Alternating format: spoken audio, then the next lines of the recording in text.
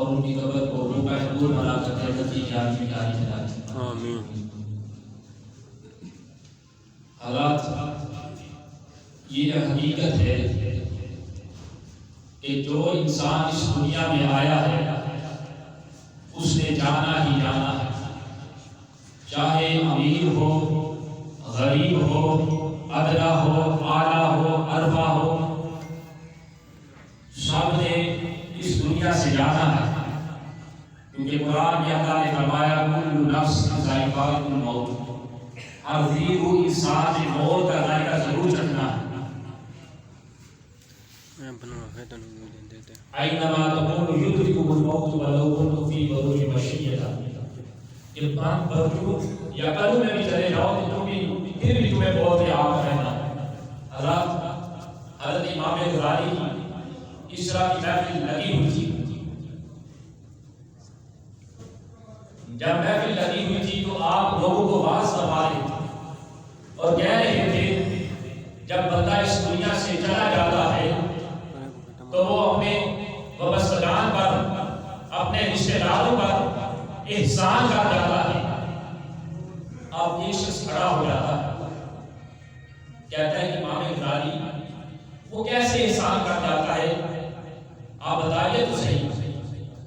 تو حضرت امام غزالی جواب دیتے ہیں وہ احسان اس وجہ سے کر جاتا ہے کہ وہ ٹائم لے جاتا ہے۔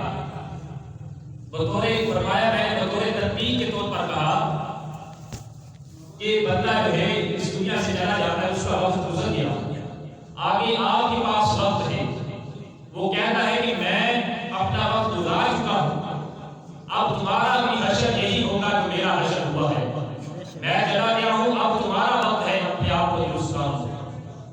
بطور تنبیہ کے طور پر آپ نے یہ کہا کہ جانے والا جو ہے وابستگان پر احسان کر جاتا ہے۔ حضرت یعقوب علیہ السلام کے بڑے اللہ کے برگزیدہ پیغمبر ہیں، آپ نے مرحوم موت حضرت اسرائیل علیہ السلام سے وقت دیا، کہا کہ جب مجھے میری موت کو، میری روح کو قبض کرنے کی جانا تو مجھے جو ہے پہلے بتا دینا، آگاہ کر دینا۔ تو ملک الموت نے کہا کہ ٹھیک ہے جی، میں آپ کو آگاہ کر دوں گا۔ تو کچھ عرصہ کے بعد حضرت اسرائیل علیہ السلام حضرت یعقوب علیہ السلام کی روح قبض کرنے کے لیے آئے، کہا کہ ابھی تو میرا وقت نہیں ہے ہوا، تم نے مجھے آگاہ نہیں کیا، کوئی قاصد بھیجتا، کوئی پیغام رساں بھیجتا، تو تو پہلے کیوں آ گیا؟ فرمایا اپنی ریش مبارک پر ہاتھ دھو کے لیے، اس میں ایک بال سفید نظر آ رہا ہے، یہ میرا پیغام رساں تو ہے۔ تو حضرات جب بندے کے بال سفید ہو جائیں، کمر ٹیڑھی ہو جائے، زبان بولنے سے قاصد ہو جائے تو سمجھ لیجیے موت کا وقت قریب ہے۔ حضرت عمر رضی اللہ عنہ آپ کی بھی محفل لگی ہوئی اور ایک شخص کھڑا ہو جاتا ہے، کہتا ہے کہ عمر کبھی موت کو نہیں بھولنا۔ حضرت عمر فرماتے ہیں کہ اگر تو روزانہ آ جایا کرے اور مجھے جو ہے یہ بتایا کرے کہ عمر موت کو نہیں بھولنا تو میں تمہیں اس کی مہینے کی پیمنٹ دوں گا، منتھلی پیمنٹ دوں گا۔ تو وہ روزانہ آ جاتا، حضرت عمر واسطہ باتیں آگاہ کرتا کہ عمر موت کو نہیں بھولنا۔ مہینے کے بعد اس کو مشاورہ کی ادا کیا، پیمنٹ بھی دی، تو کہا کہ اب نہ آنا۔ فرمایا کیوں؟ اب تو نے میری جگہ کوئی اور بندہ ہائر کر دیا ہے۔ تو حضرت عمر نے فرمایا کہ نہیں، بات دراصل یہ ہے کہ اب مجھے پتہ چل گیا ہے، جب سے میں نے دیکھا ہے کہ میری ریش مبارک میں بال سفید ہو گئے، مجھے پتہ چلا ہے کہ موت کا وقت قریب ہے۔ دل غافل نہ ہو یکدم، یہ دنیا چھوڑ جانا ہے، بغیچے چھوڑ کر خالی زمین اندر سمانا ہے۔ کہاں وہ ماہ کنانی، کہاں وہ تخت سلمانی، یہ سب چھوڑ فانی، اگر نادان و دانا ہے، سب دنیا نے چلا جانا ہے۔ حضرات محترم، جب اللہ تبارک و تعالیٰ نے باپ کو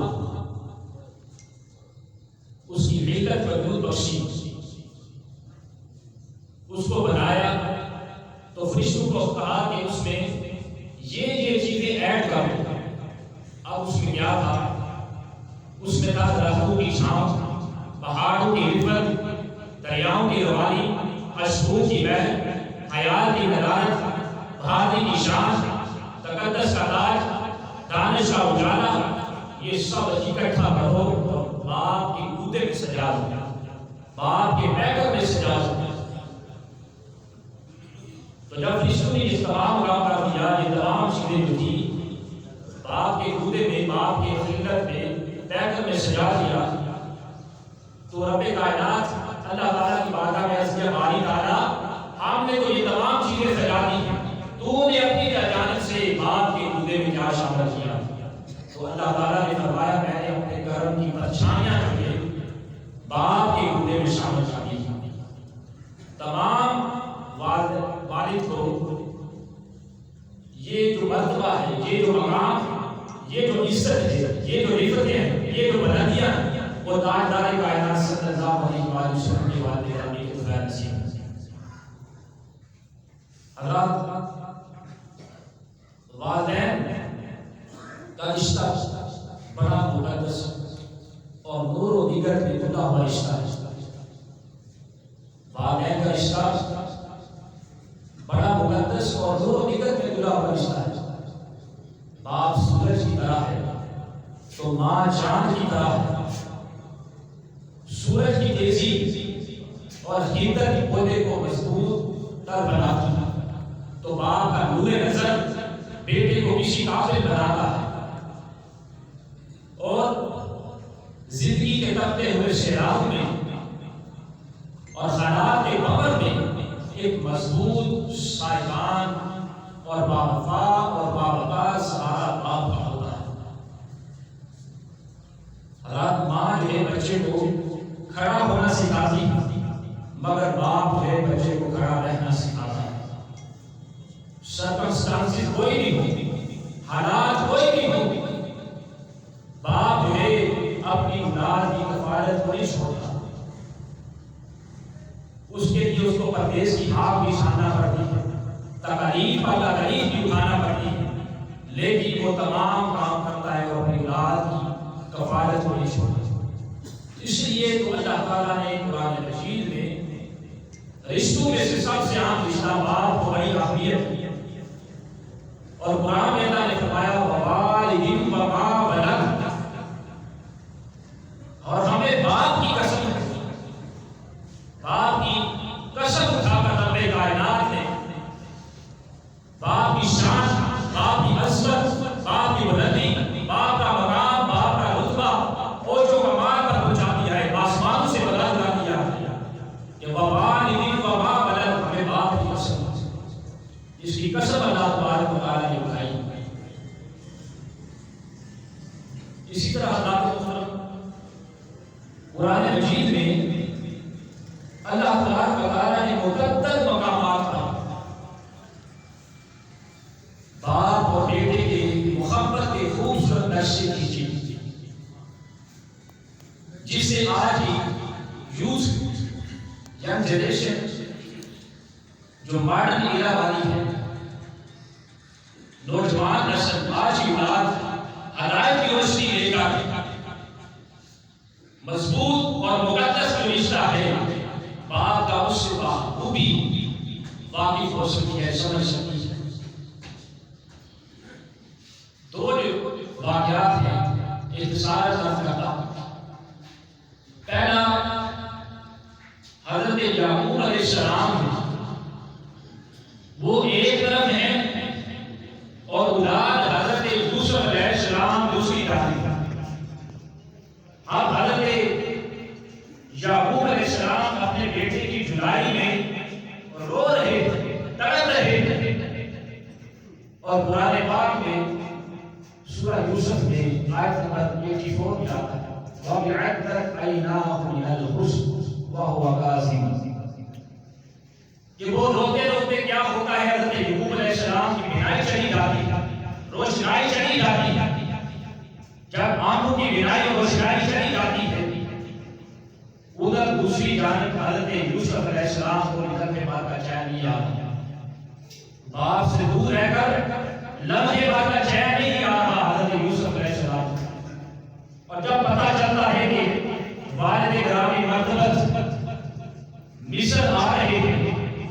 دیا، پورے مصر کو سجا دیا، پورے مصر کو روشن کر دیا کہ باپ کے استقبال کے لیے خود کیا کیا کہ ننگے پاؤں جو ہے کھڑے ہو گئے اور اپنے باپ حضرت یعقوب علیہ السلام کا واحدانہ استقبال کیا۔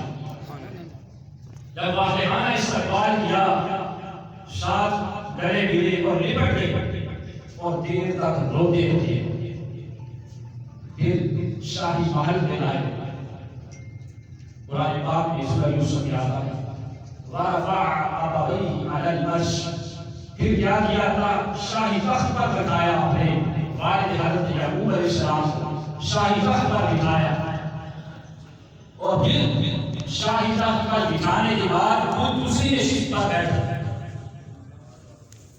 یوں ہی حضرت ابراہیم علیہ السلام کا اپنے بیٹے حضرت اسماعیل علیہ السلام کو یہ کہنا کہ بیٹا میں تمہیں ذبح کرنا چاہتا ہوں، تو آپ اپنے والد کی گرامی طرف جو الفاظ سن کر لبیک کہنا، سر ہم تسلیم کرنا کہ ابا جان میں حاضر ہوں، ابا جان میں حاضر ہوں، زمین پر لیٹ گئے کہ آپ کا جانیے جو آپ کو اللہ تبارک و تعالیٰ کی جانب سے حکم ہوا، میں آپ کا تابع فرمان ہی رہوں گا، آپ مجھے صبر کرنے والوں میں پائیں گے۔ تو یہ حضرت ابراہیم علیہ السلام کا یہ واقعہ کہ اور حضرت یعقوب علیہ السلام کا یہ واقعہ، تو اس سے پتہ چلتا ہے کہ والدین کا ادب و احترام اس طرح سے۔ اسی طرح حضرات محترم قرآن کریم میں اور اس کے بارے میں علامہ اقبال نے فرمایا تھا، یہ فیضان نظر تھا کہ وقت کی کرامت، سکھائے جس نے اسماعیل کو آداب حضرت کی۔ رات باپ کا رشتہ بڑا انمول رشتہ ہوتا ہے، لیکن مجھے افسوس سے کہنا پڑتا ہے کہ آج کل کے دور میں اس رشتے کو ہماری سوسائٹی میں نظر انداز کیا جا رہا ہے۔ ہماری سوسائٹی میں اس کو جو ہے اچھا نہیں دیکھا جاتا۔ کوئی لوگ جو ہے والدین کا کوئی احترام کرنے سے قاصر، وہ ذہن ہی نہیں، وہ سوچ ہی نہیں، وہ ادب ہی نہیں رہا۔ تو اس لیے کہ رب کائنات نے، مانتا ہوں میں کہ ماں کی بڑی عظمت ہے، ماں کا بڑی شان ہے، ماں کا بڑا مقام ہے، ماں کا رتبہ بہت ہے کہ اس کے قدموں کے نیچے جنت ہے، اور ماں کے قدموں کے نیچے جنت ہے، تو اس کو یہ مقام باپ کی، ماں کو اگر یہ درجہ ملا ہے تو باپ کی وجہ سے ملا ہے۔ اگر ماں کے قدموں کے نیچے جنت ہے تو تاجدار کائنات صلی اللہ علیہ وآلہ وسلم نے فرمایا الوالد اوساط ابواب الجنہ، اگر ماں کے قدموں کے نیچے جنت ہے تو جنت کا دروازہ باپ ہے، جنت کا دروازہ باپ ہے۔ ماں کے قدموں کے نیچے جنت ہے تو جنت کا دروازہ باپ ہے۔ تو سب سے پہلے انٹری جو آپ نے کرنی ہے جنت میں دروازے سے کرنی ہے۔ دروازے کا اگر آپ نے کو احترام کیا ہوگا، اس کے نقش قدم پر چلے ہوں گے، ہدایت کی ہوگی، تو پھر آسانی کے ساتھ جنت میں انٹری ہو جائے گی۔ اسی طرح حضرات محترم تاجدار کائنات صلی اللہ علیہ وآلہ وسلم نے یہ فرمایا ہے کہ انت و مالک لیمیک، کہ تو اور تیرا مال تیرے باپ کا ہے۔ ایک صاحب نے مجھ سے مسئلہ پوچھا، وہ کہنے لگا کہ آپ بتائیں کیا میں اپنے باپ کو زکات دے سکتا ہوں؟ کیا میں باپ کو زکات دے سکتا ہوں؟ تو میں نے اسے کہا کہ تمہارا دماغ تو ٹھیک ہے، ہوش و حواس میں ہو، یہ بات کرتے ہوئے ہوش و حواس میں ہو، کہنے لگا کہ 100% ہوش میں ہو۔ میں نے کہا یہ سوال کیوں کر رہے ہو؟ کہنے لگا یہ سوال اس وجہ سے کر رہا ہوں، آپ کے حالات بڑے تنگ ہیں، سوچا کہ بھائی زکات دیتا ہوں، باپ کو زکات دیتا ہوں۔ تو میں نے اسے کہا تمہیں شرم نہیں آئی یہ سوال کرتے ہوئے کہ باپ کو زکات دے گا؟ زکات ہے مال کا میل ہوتی ہے، اور اپنے باپ کو ہاتھوں کی میل دے گا؟ تو حضرات آج کے زمانے میں ہمارے کچھ لوگوں کی سوچ اتنی گھٹیا اور زبان پذیر یہاں تک پہنچ چکی کہ اپنے باپ کو زکات دینے کا قابل ہو، اور باپ کا مقام میں نے پہلے عرض کیا آقا علیہ السلام نے فرمایا باپ جنت کا دروازہ. کسی شاعر نے کیا خوب کہا تھا کہ عزیز کا لگتا ہے وہ مجھے اپنی رگے جان سے، عزیز کا لگتا ہے وہ مجھے رگے جان سے، یہ بات سچ ہے کہ میرا باپ کم نہیں میری ماں سے. وہ ماں کے کہنے پہ رو مجھ میں رکھتا تھا لیکن مجھے چومتے ہوئے جھجکتا تھا. وہ آشنا رہا میرے قلب سے ہر دم لیکن وہ روتے ہوئے سسکتا تھا. جڑی تھی اس کی ہر ایک ہاں فقط میری ماں سے، یہ بات سچ ہے کہ میرا باپ کم نہیں میری ماں سے. حضرت عبداللہ حضرت جعفر بن عبداللہ انصاری رضی اللہ تعالیٰ 4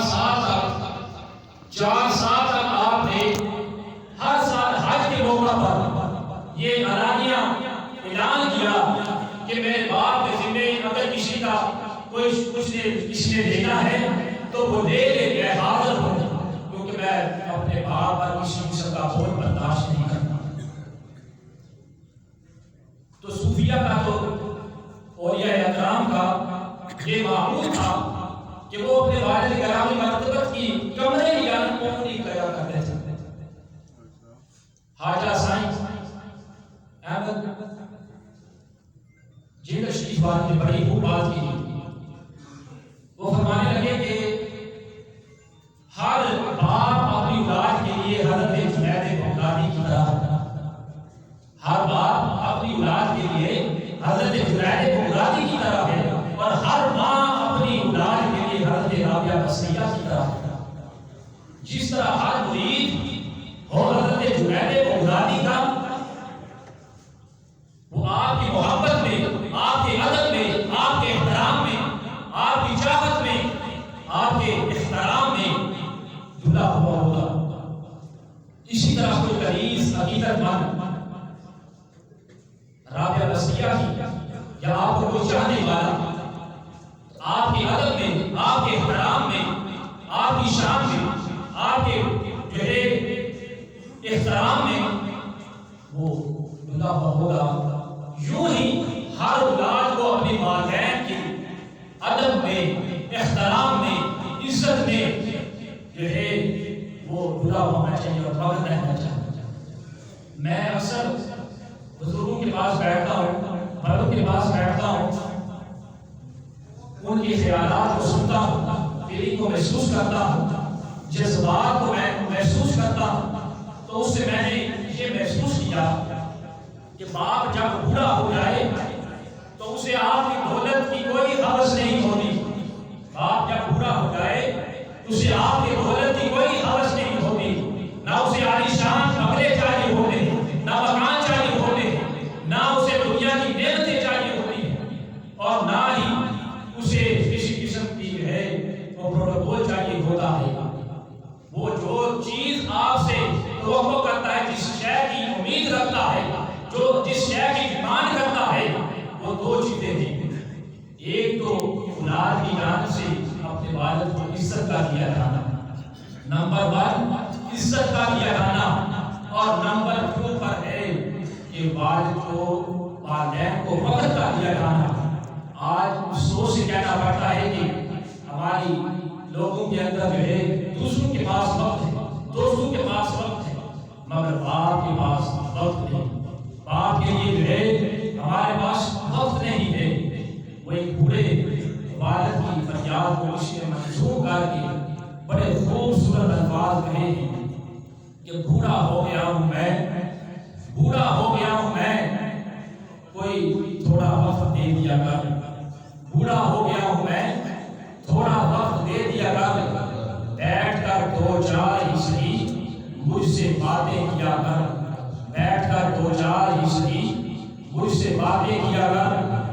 تو ہے میری لاٹھی اور تو ہی ہے میری روشنی، تو ہی ہے میری لاٹھی، تو ہی ہے میری روشنی.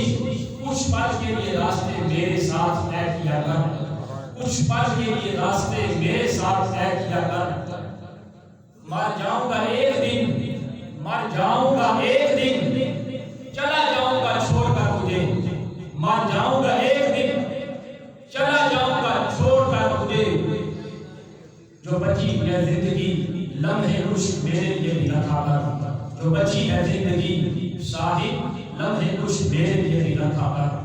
تو حضرات درخواست ہے کہ اپنے والدین کا ادب کریں، احترام کریں، ان کے نقش قدم پر چلیں اور ان کی جو ہے خدمت کریں، ان کو وقت دیں، تو اسی میں آپ کی بھلائی، اسی میں جو ہے دنیا اور آخرت کی نجات ہے۔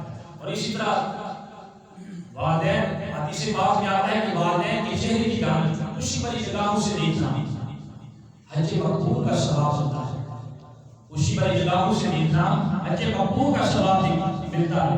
صحابہ کرام نے عرض کیا ہے، ایک صحابی نے یا رسول اللہ اگر کوئی دن میں کئی مرتبہ دیکھے، فرمایا جتنی مرتبہ دیکھو اللہ تبارک و تعالیٰ جو ہے اس کا کرم و فضل عظیم ہے، جتنی مرتبہ تم دیکھو گے اتنی مرتبہ تمہیں حج مقبول کا ثواب ہے۔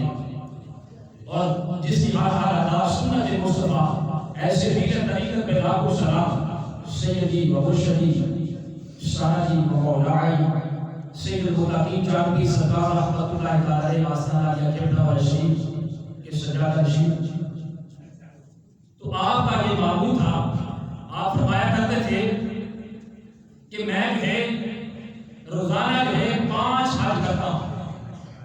مریدین نے پوچھا کیسے سیدی کیسے آپ کرتے ہیں؟ ہمیں تو ویزا دلوانا پڑتا ہے، ٹریولنگ کرنی پڑتی ہے، تو ہمیں تو اس پروسیس میں گزرنا پڑتا ہے، تو آپ کیسے 5 روزانہ حج کر دیتے ہیں؟ فرمایا جو ہے میں روزانہ 5 وقت کی نماز پڑھتا ہوں، اس کے بعد جا کر اپنے والدین کے درمیان کو چوم لیتا ہوں، روزانہ 5 حج کر دیتا ہوں۔ تو والدین کے درمیان کو چومنا یہ بڑی سعادت آتی ہے اور کسی کو ملتی ہے۔ آج کے دور کی بات ہوئی ہے، جو کہا جاتا ہے ہوتا جاتا ہے۔ اور اسی طرح حضرات محترم عن ابی امامہ ان رجلا قال یا رسول اللہ صلی اللہ علیہ وسلم ما حق الوالدین علی ولدہما قال ثم جنت و نارک، کہ والدین اولاد پر والدین کا کیا حق ہے؟ فرمایا دونوں تمہارے لیے جنت کے حقدار، اگر تم نے ان کی خدمت کی، ان کے ساتھ ہے جو ہے نقش قدم پر چلے، ان کا ادب کیا، ان کا احترام کیا، تو پھر جو ہے تمہارے لیے جنت کے حقدار۔ اگر جو ہے تم نے ان کا ادب نہ کیا، ان کا احترام نہ کیا، ان کے نقش قدم پر نہ چلے، ان کی خدمت نہ کی، تو تمہارے لیے دوزخ کے حقدار۔ جب بندہ اس دنیا سے چلا جاتا ہے، اس کے نامہ اعمال کلوز کر دیا جاتا ہے، نامہ اعمال ہے وہ بند کر دیا جاتا ہے، کسی نیکی کا اس میں اعتراض نہیں ہوتا، سوائے جو ہے 3 کاموں کے جو تاجدار کائنات صلی اللہ علیہ وسلم نے بیان فرمایا۔ نشاشی میں حدیث پاک ہے، فرمایا اذا اعطى الانسان ان کا قول عمله الا من ثلاثه الا من صدقات جاریات او علم ينتفع به او ولد صالح يدعو له، کہ بندہ اس دنیا سے جب چلا جاتا ہے نامہ اعمال منقطع ہو جاتا ہے، نیکیوں کے رجسٹر میں کسی چیز کا انداز نہیں ہوتا مگر 3 ایسے اعمال ہیں جن کا انداز مرنے کے بعد بھی نیکیوں کے رجسٹر میں چلا جاتا ہے۔ نمبر 1 پر اذا اعطى الانسان ان کا قول عمله الا من ثلاث صدقات، کہ مرنے والا جو ہے وہ صدقہ جاریہ کر گیا، کوئی واٹر فلٹریشن پلانٹ لگوا گیا، کوئی پول تعمیر کرا گیا، کوئی سڑک تعمیر کرا گیا، اس کا مخلوق کے خدا گزر گئی، اسی مسجد میں جو ہے وہ رقم دے دیا، اس مسجد کی کوئی بلڈنگ تعمیر ہوئی، کوئی مدرسہ جس میں بچے طالب علم جو تھے قرآن پاک کی تعلیم حاصل کر رہے تھے اس کو تعمیر کرا گیا۔ جب تک وہ سڑک رہے گی، جب تک وہ پل رہے گا، جب تک وہ مدرسہ یا مسجد میں لوگ نماز پڑھتے رہیں گے، قرآن مجید کی تلاوت کرتے رہیں گے، اس کا ثواب، اس کی بخشش کو بلندی درجات کا باعث بنتا دے گا۔ دوسری بات جو ہے علم نافع، مرنے والا شخص جو ہے کسی دوسرے شخص کو کوئی ہنر سکھا گیا، کوئی پتے کی بات بتا گیا، کوئی کام کی بات بتا گیا، جس کی بنا پر وہ دوسرا بندہ جو ہے آج تک عمل کرتا رہا اور اس کے باعث جو ہے نفع حاصل کرتا رہا، تو اس کا کی بخشش اور مغفرت اور بلندی درجات کا باعث بنے. تیسرا ہے سارے اولاد جو چھوڑ جاتا ہے کیونکہ ہر ایک نے کہا ہے اس کی اولاد ہو، سارے اولاد کا ہونا مل جانا یہ اللہ تعالیٰ کی بہت بڑی عنایت ہے. سارے اولاد کا ہونا، سارے اولاد اگر ماں باپ کے یہاں پر فرض بھی ماں باپ زندہ ہوں تب بھی ان کے لیے دعا کریں. ماں باپ چلے جائیں ربی ہم ہما کمار بیان صغیرہ، یہ انہوں نے ہمیں بچپن میں پالا، ہماری پرورش کی، تعلیم و تربیت دی، ہمارا فرض ہے. تو اسی لیے ہم ربی جعل مقیم الصلاۃ و من ذریات ربنا وتقبل دعا ربنا اغفر لی، یہ بھی دعا کرنی چاہیے. ہم پر فرض ہے، یہ کوئی کسی پر احسان نہیں کارے ہوتے. سارے اولاد جو چھوڑ جاتا ہے وہ جو ماں باپ کے حق میں دعا کرتی ہے وہ بھی اس کی بخشش اور مغفرت اور بلندی درجات کا باعث بنے. تو اللہ کے حضور دعا کرتا ہوں اللہ تبارک و تعالیٰ مجھے اور آپ سب کو صحیح معنوں اپنے والدین کا ادب و احترام، عزت اور وقت دینے، ان کی خدمت کرنے کی توفیق دے. اور جن کے والدین اس دنیا سے معصوم پیدا ہو چکے ہیں ان کو جنت الفردوس میں اعلیٰ مقام عطا فرمائے. اور چاچو جاوید صاحب سے آل نبی مولای علی ومن مات خوب آل محمد مات مومنا، تو آل نبی سے پیار رکھنے والے تھے، لمس رکھنے والے تھے، نسبت رکھنے والے تھے.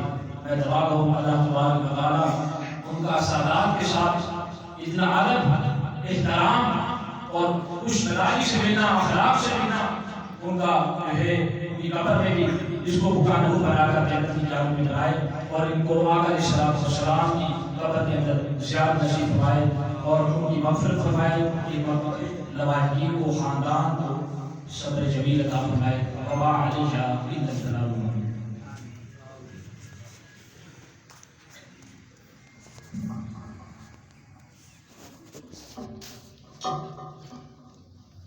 أعوذ بالله من الشيطان الرجيم. بسم الله الرحمن الرحيم.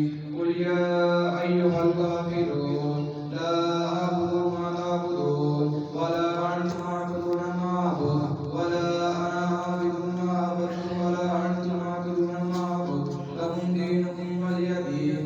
بسم الله الرحمن الرحيم. قل هو الله أحد الله الصمد لم يلد ولم يولد ولم يكن له كفوا أحد. بسم الله الرحمن الرحيم. قل هو الله أحد الله الصمد لم يلد ولم يولد ولم يكن له كفوا أحد. بسم الله الرحمن الرحيم. قل هو الله أحد الله الصمد لم يلد ولم يولد ولم يكن له كفوا أحد. بسم الله الرحمن الرحيم. قل أعوذ برب الفلق من شر ما خلق ومن شر غاسق إذا وقب ومن شر النفاثات في العقد ومن شر حاسد إذا حسد. بسم الله الرحمن الرحيم.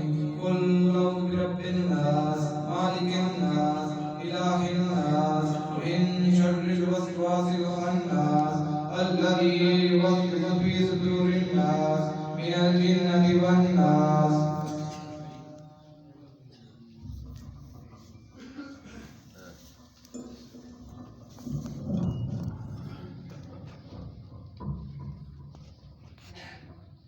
بسم الله الرحمن الرحيم.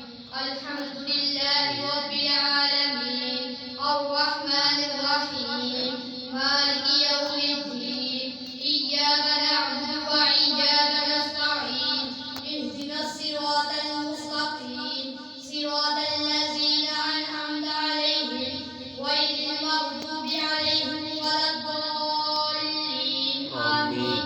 بسم الله الرحمن الرحيم. الف لام